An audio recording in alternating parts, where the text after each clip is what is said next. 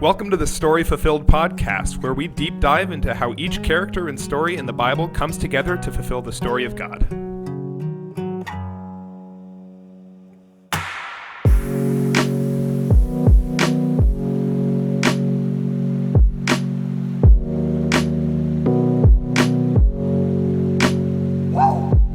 I'm Fletcher. I'm Abby. And I'm Jay. And today's story is about Herodias. Herodias. Who? Herodias.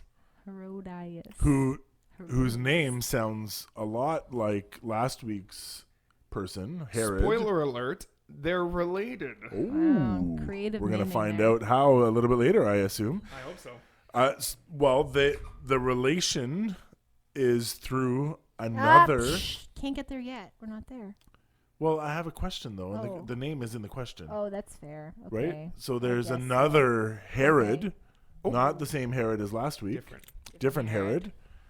And we read in Matthew 14 and in Mark 6 this account of him kind of needing to kill John the Baptist. But he didn't want to, but it was to fulfill a promise that he had made.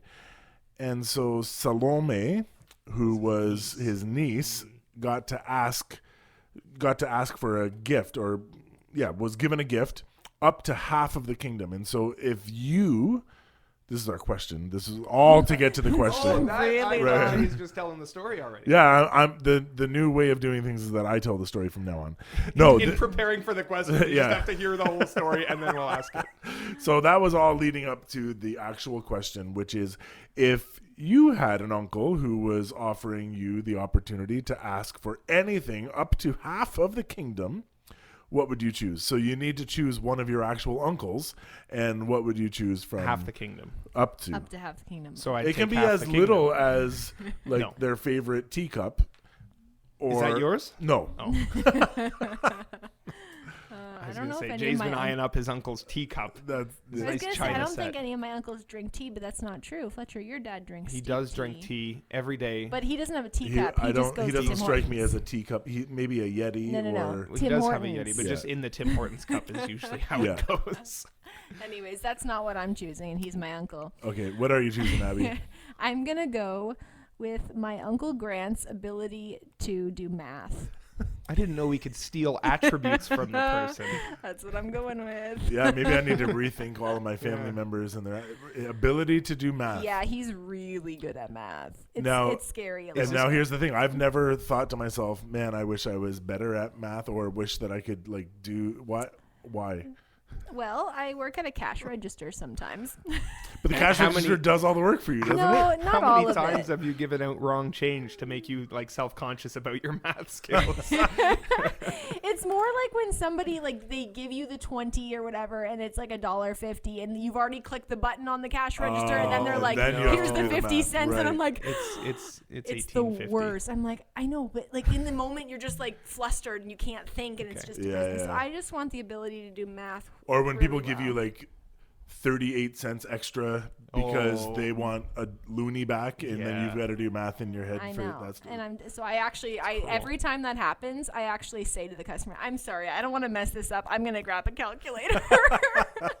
That's amazing. I've done that before, actually. I'm sitting in the car, and I was given exact change for the fast food order that was coming to the window.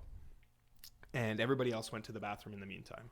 And I'm sitting there, and I drop a dime on the floor. Oh, no. And I freak out. I'm like, I don't have exact change. There's no coming back. I just paid on debit and then gave my friend back their change. Pocket full of change. A bunch of nickels and stuff. I'm not. I was going to say, I don't actually carry cash, so I can't go down to your workplace and bug you with. So That's it's okay. always We have a just gonna be debit tapped. machine. Yeah. You're going to ask for cash back. And Yeah. Whoa, that's no. right. We don't do cash back. That's probably a good idea. All right. Have you thought of yours? Oh, Fletcher? yeah. I've had my answer. Is that what you were stalling? No, I have mine. Abby was stalling? Nobody was stalling. We were just talking. No, Okay. we were just talking Yeah, I about think math. I'm going to go with my uncle's shotgun so I can go skeet shooting. There you go. I enjoy that, and he has a shotgun, so There's only that'll one work. uncle that Fletcher has that has a shotgun. I Well, don't my think father you do. does, but he's yeah, not my he's uncle. not your uncle. Right. Yeah, So there's only one uncle. only one uncle that I So can. you know that I who can you steal it are. from. Yeah. There you go. That's pretty good. Yeah. I have an uncle who has a lot of gold on his land. You want his land? I would like, just the gold.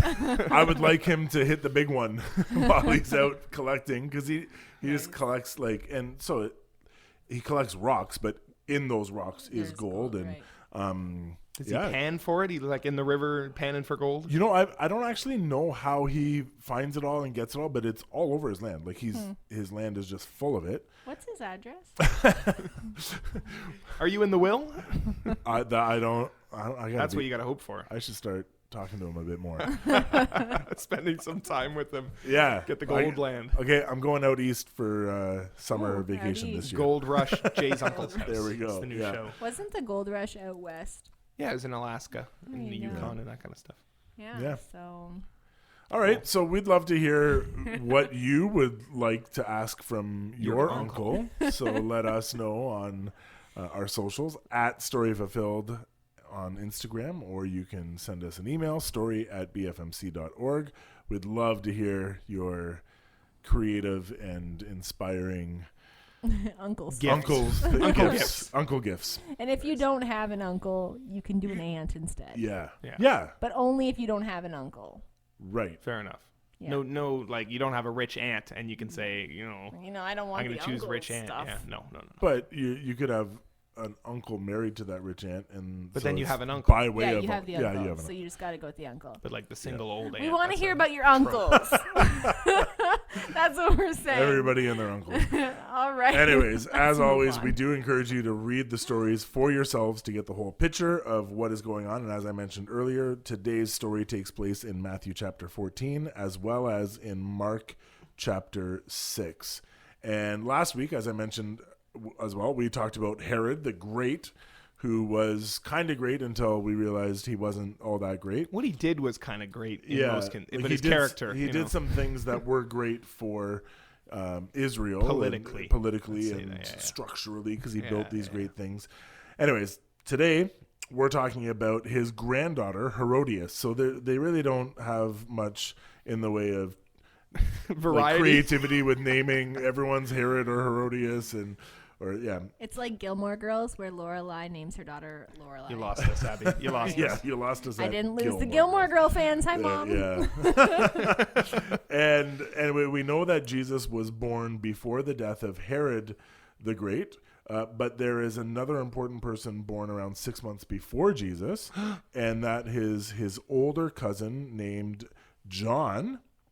That is not John the Apostle, whom Jesus loved, who tells everybody how much Jesus loved him, but it's John the Baptist. Mm-hmm. And so John ate crickets. He ate crickets and honey. Yeah. And wore camel hair, which is why it's not... It makes sense when the chosen characters refer to him as Crazy John. Crazy John. I love that. Yeah, that's awesome. Crazy John. And greatest man who ever lived, though. Yes. Crazy John, the camel man. Crazy John, the camel greatest man who ever lived. Oh, according to Jesus, not me. And John and Jesus were cousins, and their first encounter happened before they were even born, which is in Luke chapter 1. And John leaps in his mother's womb when you can't Mary see me. I'm shaking my belly. Yeah, Fletcher just I'm put his hands on his belly room. and like all pregnant woman style is shaking it. And John leaps in his mother's womb when Mary comes in to let her sister know that she's pregnant. And so that's kind of fun and interesting.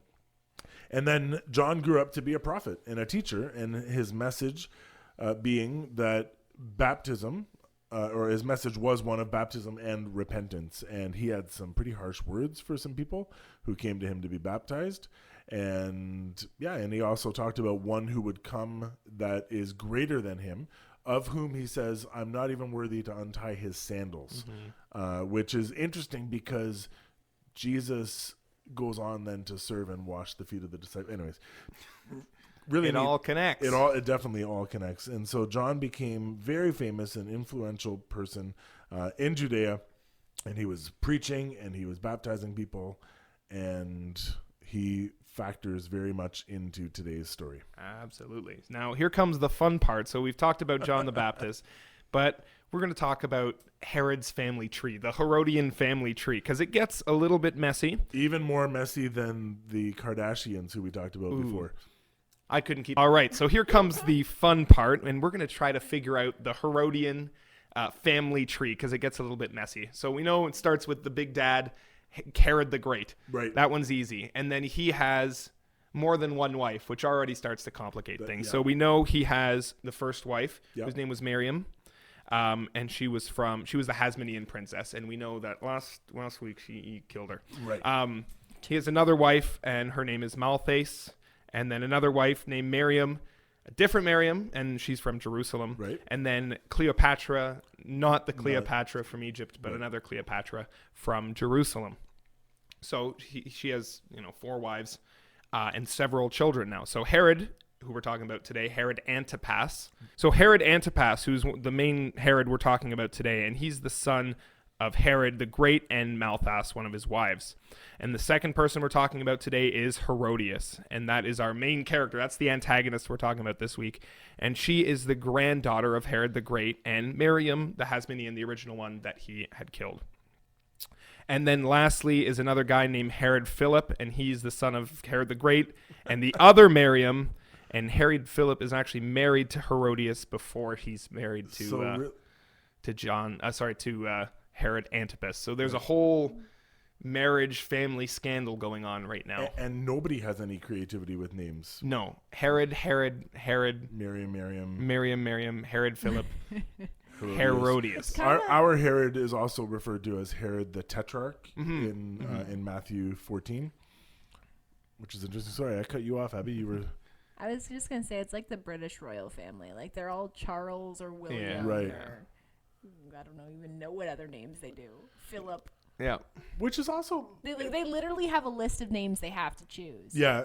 It's like the popes, and too. There's an honoring that is taking place in that, so I do kind of appreciate that. But come on, how do we keep for our sake? For our sake, I wish they had chosen some better, more creative names. Yeah. Anyway, or at least giving them nicknames like Crazy John. I remember, like, my grandfather had a cattle farm, and every year, like, the cows, when they named the cows, they had to be a different letter of the alphabet. So it's based on years. Yeah. So like 2001 had to be A, 2002 had to be like B, and whatever. And so whatever year it was, you had to name every cow that started with S or whatever. Right. So it got a little confusing too. It's weird how names work. Yeah.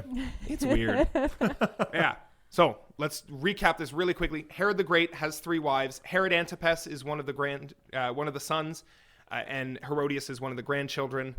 And then lastly is Salome, who is the daughter of Herodias via the other dad, the other husband of her. So they're a big family. They're intermarried. It's messy. And Herod Antipas has basically taken the wife of his brother, is the conclusion we're going to come to from that whole family tree. Wow. Okay. Don't want to be at a Christmas dinner there. Oh my goodness. Herod, can you pass the cheese? Sure. Anyways. And you get 7 different cheeses because they're all named Herod. Or you get a head on the plate. I wouldn't mind 7 different cheeses, but... There you go. All right. Well, geography.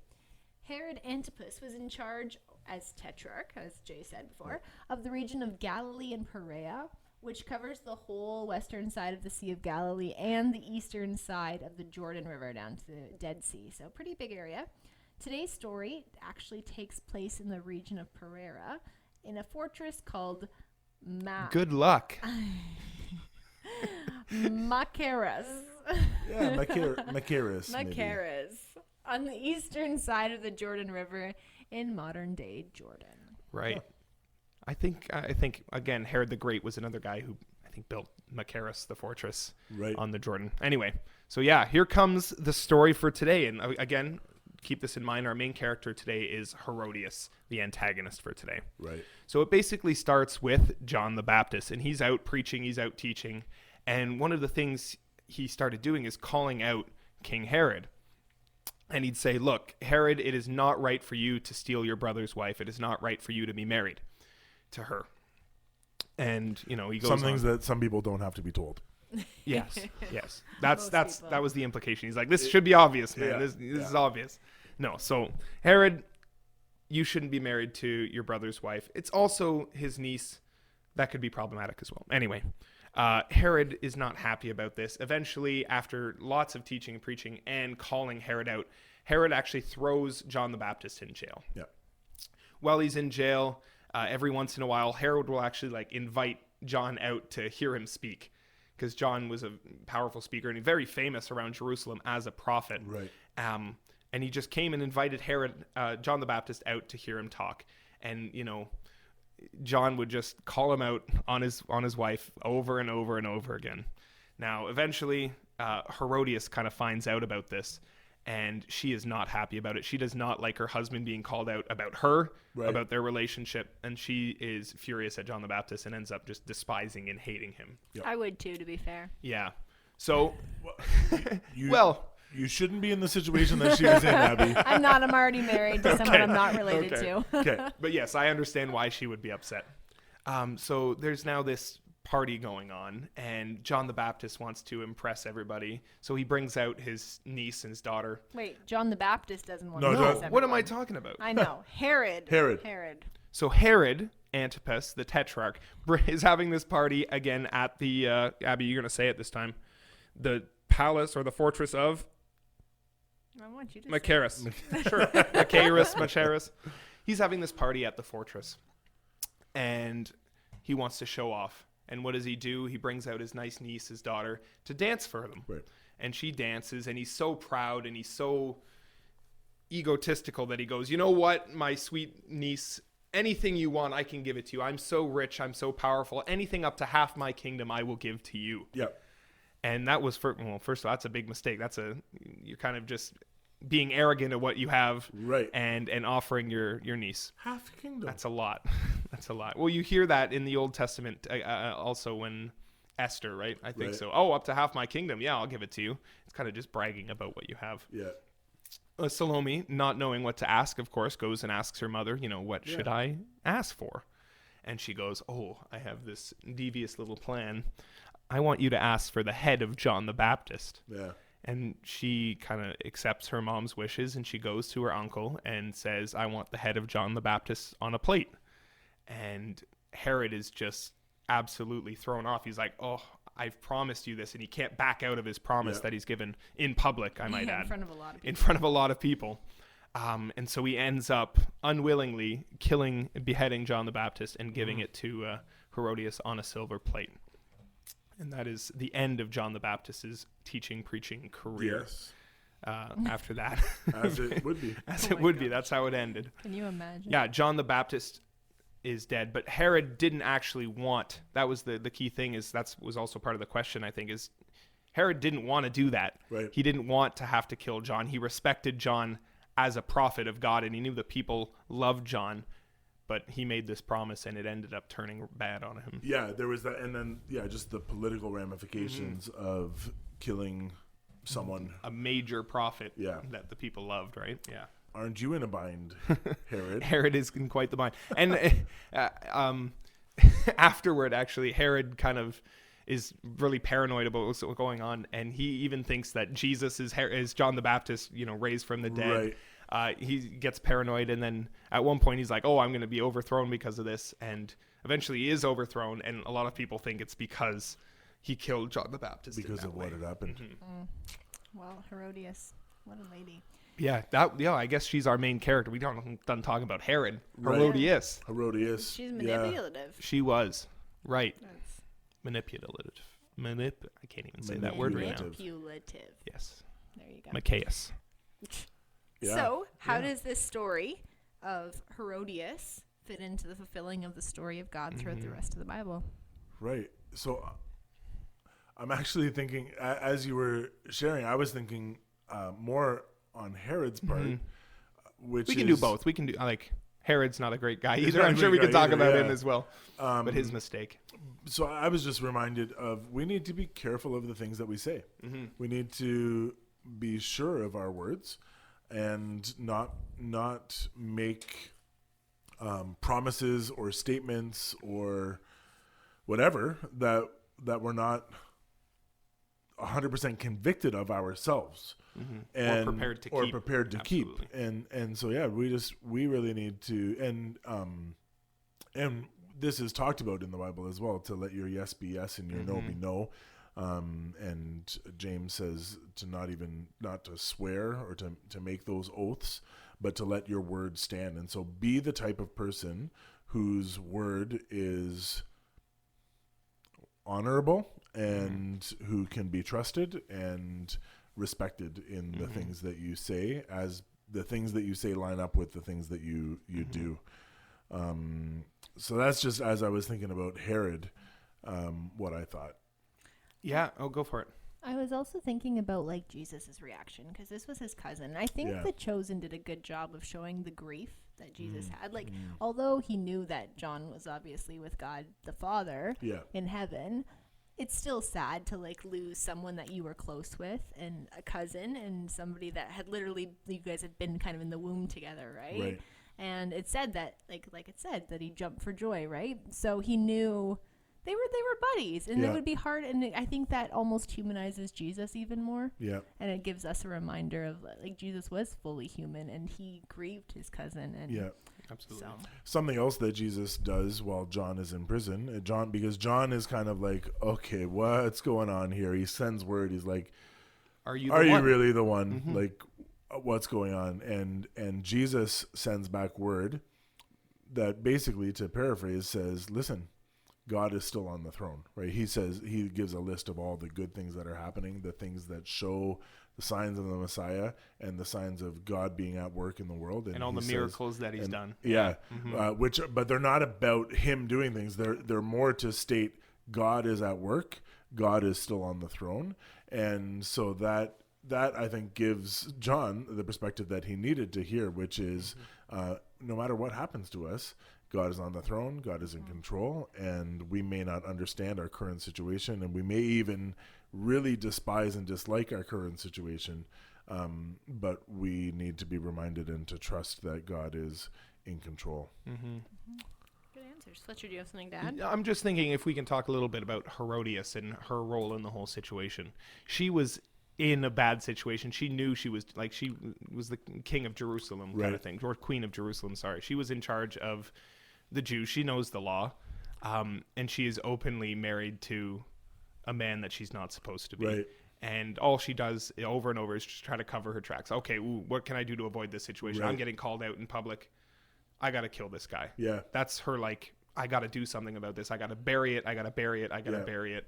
And as hard as it would have been, the right answer would have not be kill John the Baptist. It would have been repent and try to fix the situation you're in and do something about it. Obviously. But to be fair, like a woman in that time period, she probably did not have a choice in the marriage, right? Like there's a very, very strong chance that it was arranged, or that Herod had said, no, you're going to be my wife, and then got married, right? It was more... But she was married to his brother. They were both married before to kings and switched. So she divorced and he divorced. Yeah. Yes. And so... Still. And I think... Herod Philip was still alive.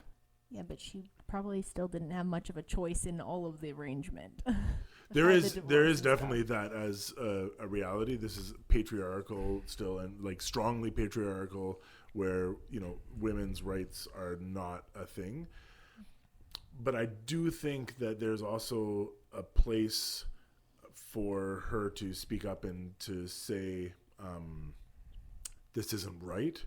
And we see what happens when we don't respond to that reality in our own lives, because, like you said, this covering up of sin to the point where she would actually be willing to kill for it. I can finally get rid of my sin by having John the Baptist beheaded, because he's the one that's calling so much attention to my sin. And we need to pay attention in our lives when we're doing things that are opposite to what God would have for us, and we are being convicted of that by the Holy Spirit and by other people in our lives, that we don't then start to figure out how we can cover things up or cover our tracks and whatever, because what we see is it always makes things worse. Covering your tracks never makes things better. It always makes things worse, and our sin follows us. There's Psalm 32 talks about how when I kept my sin to myself, it ate away at my soul. I'm paraphrasing, but like the psalmist says, like I was convicted of sin and I kept it silent, and it was horrible for me. And then when I finally confessed, I experienced freedom, right? And that's a complete paraphrase. Go read Psalm 32. But burying it is not going to solve the problem. Burying it is never going to solve it. And we saw it in the garden. They hid. They're immediate. God says, "Where are you?" Not like he didn't know where they were. We knew that Garden we were of Eden, naked. for the record. The Garden of Eden. We knew that we were naked, and so we hid. Instead of, God, I screwed up. What do I do? Which is, I think, how we are supposed to handle sin in our lives. Yeah. Cool. Good stuff. All right. Well, that's the end of the episode for today. Thank you for listening. Hope to see you next week. Bye for now. Bye.